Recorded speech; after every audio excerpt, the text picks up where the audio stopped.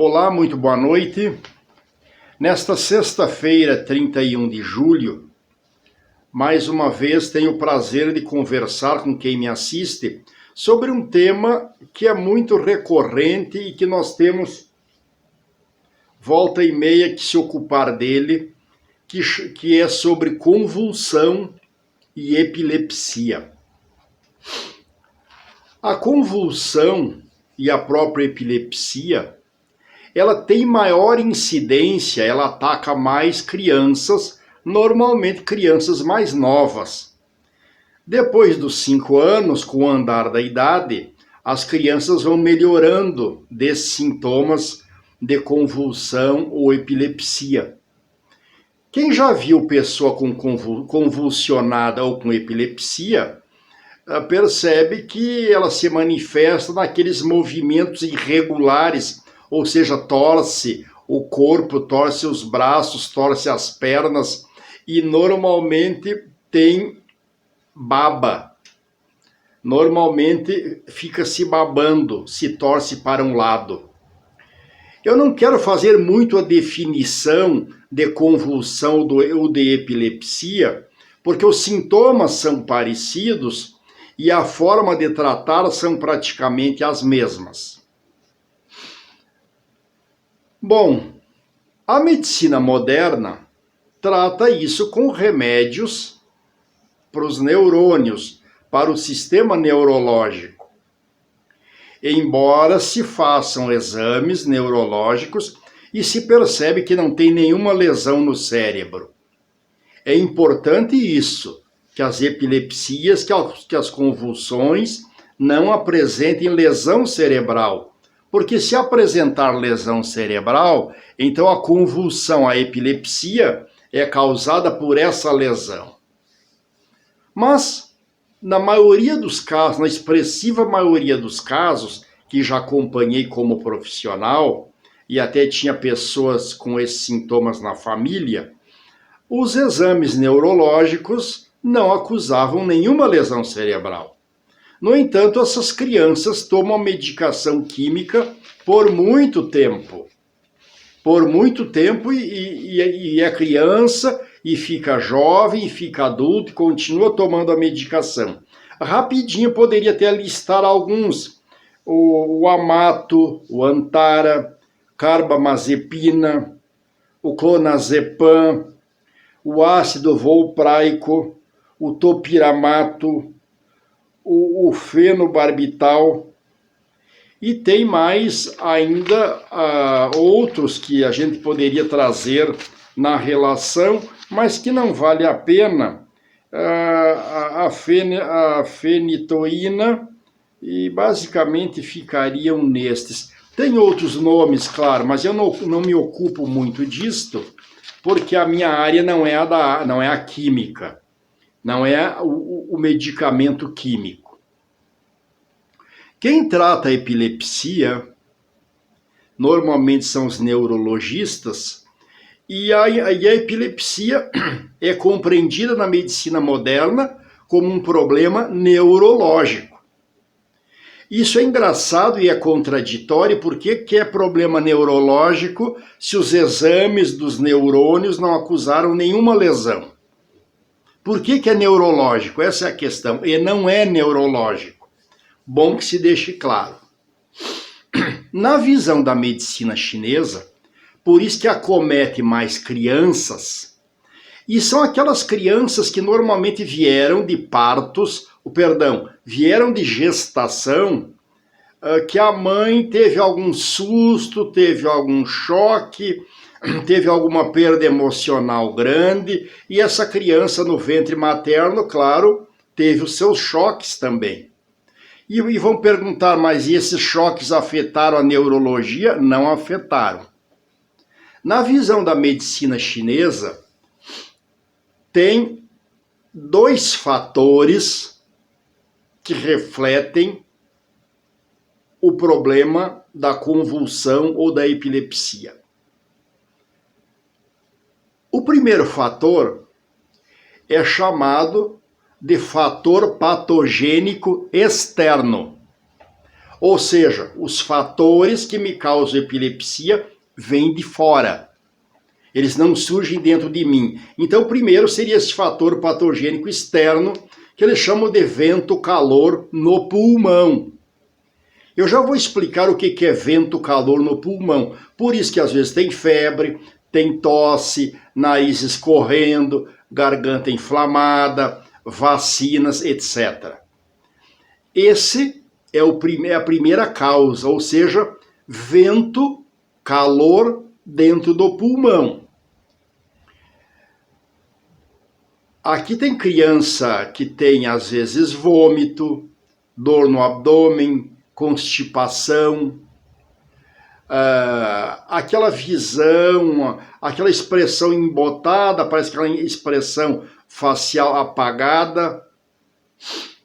A medicina chinesa diz assim: esse fator externo pode ser alimento. Daquelas crianças que comem muito, comem vorazmente, com muita pressa, ou daquelas crianças que se alimentam mal, comem muito carboidrato, muita proteína animal, e um outro problema que é seríssimo: come bebendo e come com muita frequência. Nós temos dois problemas modernos, que é comer bebendo, e quando eu como bebendo eu dificulto o trabalho do estômago, porque eu coloco líquido ao invés do suco gástrico, que deveria atuar.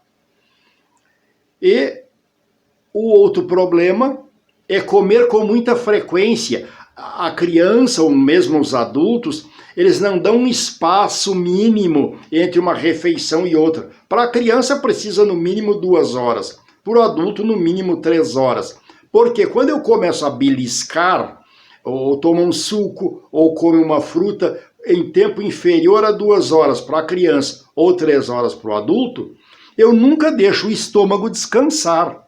E eu nunca deixo o baço, que é o segundo andar do estômago, descansar. E o baço chega à exaustão. Essa exaustão do baço produz muco, produz umidade. Então os chineses dizem assim: a convulsão, ela vem de fleuma, que é muco no pulmão, e esse muco no pulmão dificulta a oxigenação do fígado. O pulmão é dominante do fígado. Como dificulta a oxigenação do fígado, o que acontece? A criança é irritada, é brava, é impaciente, é colérica. Às vezes é difícil conter uma criança em estado de raiva. E aí depois vem a convulsão, vem a epilepsia, ou seja, ela tem muito calor, umidade interna dentro do fígado. O pulmão, além de ser dominante do fígado, ele é o corredor do coração, ele é dominado do coração. Quando ele está com muito muco, ele não faz a sua tarefa. E o coração inverte o fluxo. Ao invés de mandar a umidade para o pulmão para ser excretada, ele manda a umidade para cima, para o cérebro, para a cabeça. Aliás, é o coração, a bomba que manda o sangue lá para cima. A criança que tem a convulsão, ou a criança que tem epilepsia, nos exames neurológicos vão aparecer um leve crescimento das veias microscópicas do cérebro. Isto é calor, isto é umidade. O que dilata é calor. Agora imaginemos muito vento na natureza, com a temperatura do ar, ou melhor, com a umidade do ar muito alta. Se nós temos vento quente na natureza e umidade alta do ar, vai ter tempestade, vai ter um aguaceiro danado. Vai criar muito problema para escoamento dessas águas nos riachos, nos rios, nas próprias ruas das cidades. vento quente e umidade do ar elevada vai criar problema na natureza. Vai criar tempestade. No meu organismo de criança, e depois eu vou crescendo e não corrigir a raiz do problema, eu já nasço com muito calor dentro do fígado. Seja por causa, às vezes, dos antibióticos que a mãe precisou tomar lá na sala de parto por causa das infecções, ou seja, da anestesia naqueles casos que nasceu de cesariana. E essa criança, normalmente, eu estou dizendo normalmente, ela não mamou imediatamente. Ou seja, a criança não usa o pulmão no ventre materno, ela não respira pelo pulmão. A partir do momento que ela vem à luz, ela tem que respirar. Mas ela precisa mamar, ela precisa se alimentar para ganhar energia e o pulmão se encher de ar, por isso que ela chora. A criança veio ao mundo chorando, ela tem que chorar para dar vida para esse pulmão, e às vezes isso não ocorre como deveria. Ou então a criança demorou um pouco para mamar, ela ficou com o pulmão um pouco fraco. Para resolver problema de epilepsia, de convulsão, tem que acalmar o calor do fígado, e eu tenho que resolver o problema do fleuma no pulmão. Os dois estão associados. O calor do fígado sempre sobe, é a lei da física. E a umidade do pulmão acaba subindo junto. Essa umidade, calor que vai chegar lá no cérebro, vai fazer a dilatação e volta e meia as veinhas se encostam e provoca o choque, que é o desmaio, que é a convulsão, que é a epilepsia. E por que se retorce? E por que fica com contratura? E por que baba? É justamente o excesso de umidade que está saindo, isso é a umidade que vem produzida pelo fígado e que o pulmão fez acender. Porque o pulmão, o oxigênio, ele circula em todo o corpo. Ele é descendente ao nosso pulmão, mas ele faz oxigenar em todo o corpo. Ou seja, o oxigênio arrodeia o nosso corpo e vai jogar essa umidade quente lá para cima.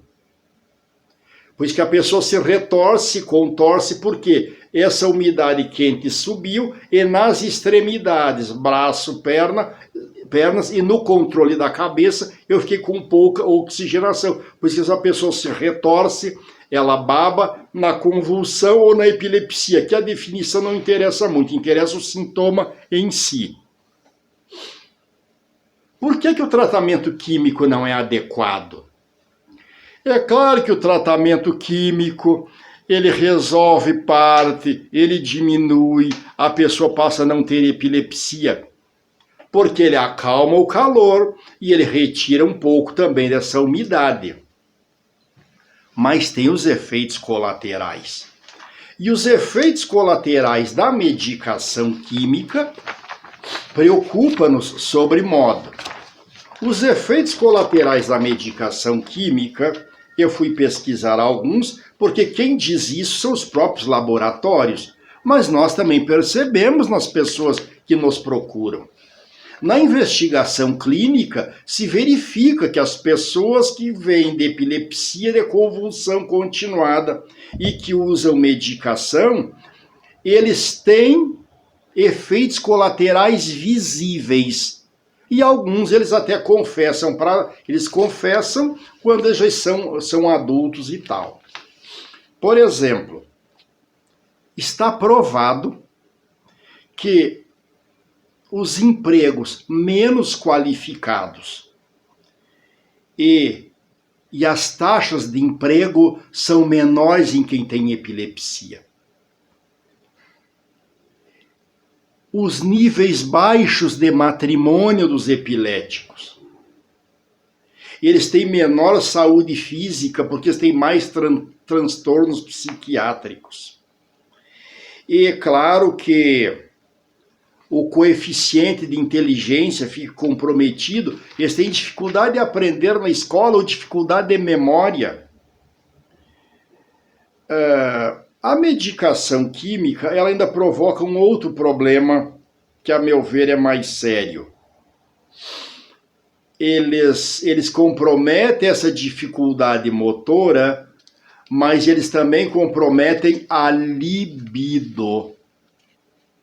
Os jovens que têm problema de convulsão e epilepsia, principalmente os meninos, eles são muito retraídos na questão da sexualidade. E as meninas têm baixa libido. Tem se tentado, para fugir dos químicos modernos, fazer o uso, e tem muita pesquisa desenvolvida, da maconha, da cannabis sativa. A cannabis sativa, a meu ver, não é diferente do remédio químico nos seus efeitos colaterais. É claro que ela produz uma melhora boa do paciente em termos de convulsão, em termos de vezes que convulsiona, isso é positivo. Mas nos efeitos colaterais, e nós temos que perceber que a convulsão e epilepsia normalmente são jovens, são crianças. Eu tenho que olhar a vida que tem pela frente. Um dos efeitos colaterais do uso da maconha é que a coordenação motora, os movimentos, eles ficam um pouco inibidos. Eu fico mais lento, eu fico mais travado. Essa é a minha coordenação motora. E a coordenação psicomotora, eu fico com pensamentos mais lentos. Parece que os neurônios não fazem a conexão, eles ficam um pouco comprometidos. Então, porque ele atinge o hipocampo. Então, essa questão da desatenção, a inibição, a dificuldade de aprendizagem, o desenvolvimento da inteligência, o quociente de inteligência, ficam comprometidos. E o problema que eu vejo, claro, as pesquisas estão andando, as pesquisas ainda são recentes, mas o problema que eu vejo do uso da maconha para efeito terapêutico em substituição aos químicos para convulsão e epilepsia é que novamente estão tratando os efeitos, os sintomas, e não vai lá na causa resolver. Mas o uso da maconha, da cannabis sativa, ela pode moldar o cérebro para outras drogas do mesmo princípio ativo. Então, às vezes, eu comecei a tratar com maconha e o cérebro se habituou a esse tipo de tratamento. Aí ele passa a exigir outras drogas para completar o tratamento. E os efeitos colaterais, eu não olho essa questão de usar droga com a visão moralista, absolutamente. Eu olho do ponto de vista científico, que eu diminuí as incidências de epilepsia, de desmaio, de convulsão, diminuí. Mas eu promovi no organismo dessa criança, desse jovem, eu vou usar uma expressão que é meio chula, um certo retardo. Por quê? Porque a coordenação psicoemotora ficam lentas, ficam comprometidas, parece que fica meio down. O meio down é uma expressão pejorativa. Ele fica mais lerdo, que os jovens chamam de lesados. Convulsão e epilepsia têm cura, mas é preciso ir na raiz do problema. Em clínica, já atendemos alguns jovens que estão fazendo uso da medicação desde 2, 3 anos de idade e com acompanhamento neurológico. Então, pedi para ver os exames neurológicos, não apresentava alteração neurológica nenhuma, ou quando muito alguma leve crescimento, leve distensão das veias microscópicas do cérebro. Minimamente. O que disse para esses jovens e para os pais desses jovens? Tem que eliminar o fleuma. Esse fleuma, que é muco que está no pulmão, passa para o fígado, passa para o baço. E quando passa para o fígado, passa para o baço, transforma isso em calor e sobe. Então tem que mexer na alimentação. Vejam que jovem de epilepsia, pode observar, ele é muito dado a carboidrato. Os farináceos, as guloseimas à base de farinha branca, os doces, carrega um pouquinho no sal, sobrecarrega na proteína animal, mas é pouquíssimo dado a verdes amargos. E eu insisto com os verdes amargos, porque fígado e vesícula dependem de verdes amargos. E eu estou falando que fígado criou muito calor. Ah, mas criança não come verde amargo, não come salada? É verdade, mas eu preciso produzir então sucos verdes para que essas crianças bebam um pouco. Mas alto lá. Se eu mexi na alimentação à base de carboidrato, tirei frituras, diminui o sal, reduzi um pouco a proteína animal, eu já produzo uma outra qualidade de sangue. Um sangue menos quente, menos ácido. E esse pulmão que tem muco, eu preciso reforçar esse pulmão. Essa criança tem fraqueza no pulmão. Por isso que a criança de epilepsia de convulsão é uma criança triste. Ela é uma criança melancólica. Às vezes até ela sorri, ela esboça sorriso, parece uma criança alegre. Mas lá no fundo ela não é uma criança alegre. É uma criança muito emotiva, muito sensível, muito sentimental. E guarda uma raiva, uma frustração, uma decepção na medida que vai crescendo, que vai ficando adulta. Tratou o fígado, tratou o baço, tratou o pulmão, a epilepsia está curada. Eu estou falando curada, mas eu estou mexendo na raiz do problema. Esse calor que vai se alojar no cérebro e provocar o desmaio, a convulsão e a retorção, nós temos que compreender que ela tem causa, não é neurológica. Me perdoem os neurologistas. Não é neurológica. E como não se estuda, tem muito pouco estudo sobre os efeitos colaterais da medicação química para convulsão e para epilepsia, basicamente não existe estudo dos efeitos colaterais dessa medicação.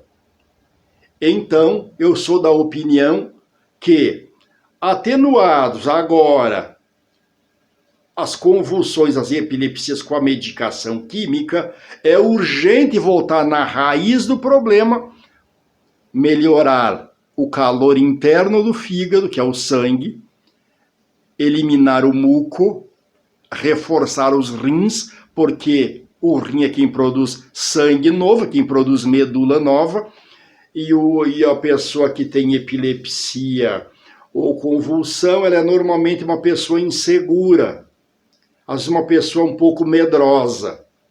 Isso tem a ver com a função dos rins. Tratemos pulmão, tratemos baço, tratemos fígado, tratemos pulmão. É só fazer o equilíbrio. A pessoa nunca mais terá convulsão. Seja criança, seja adulto, ou seja aquelas convulsões que vêm em mulheres depois da menopausa. Em ciência, nós temos que fazer experimentos. Em ciência, nós temos que levantarmos hipóteses e buscar comprovação. Eu tenho o dever, como profissional da medicina, em tentar todas as experiências. Eu estou falando de crianças e de jovens que já tomam remédio químico para epilepsia. Ou estou falando de jovens que até os pais conseguiram autorização judicial para cultivar maconha, a cannabis sativa, para melhorar os sintomas dessas convulsões.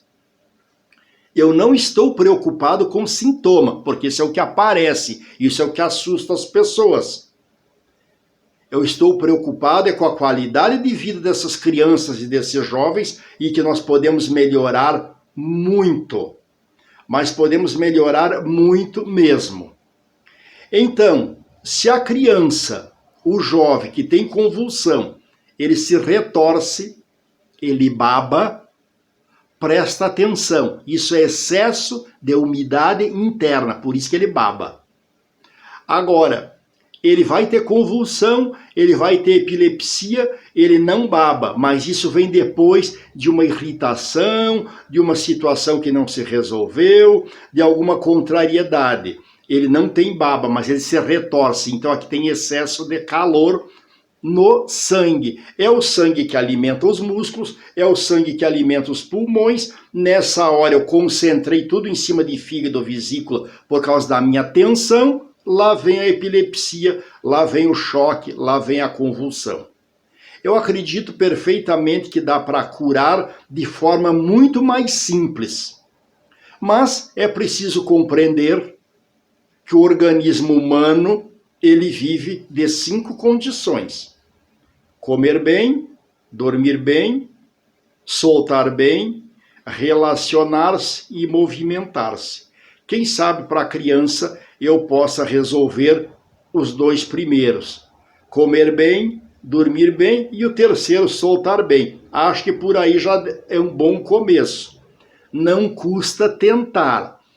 E aí, devagarinho, eu vou mexendo nas condições sociais da criança, nas condições alimentares da criança, e gradativamente vou reduzindo a medicação química. Claro, conversa com seu neurologista. Ciência não tem dono, medicina não tem dono. Medicina boa é a medicina que funciona. A medicina que funciona dando qualidade de vida.